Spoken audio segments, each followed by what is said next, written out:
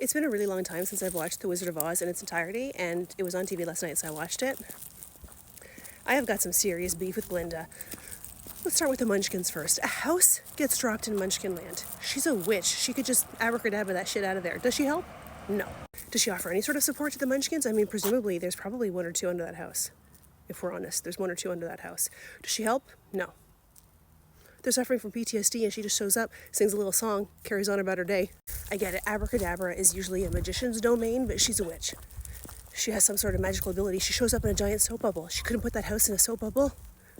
So I was like, you're naive if you don't think she could have helped.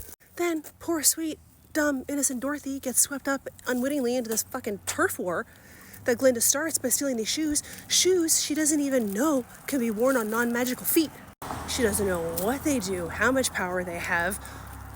And then when she finds out that they can only come off her feet when she's dead, she doesn't seem fussed about that at all.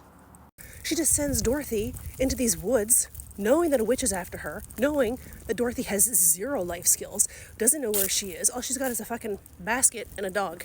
And not even a tough dog. I mean, a cute dog, to be sure, but not a dog that can hold its own. Did it put up any sort of fight against the flying monkeys?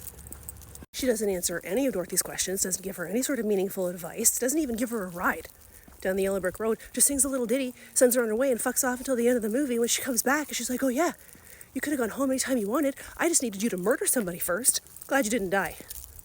Bitch.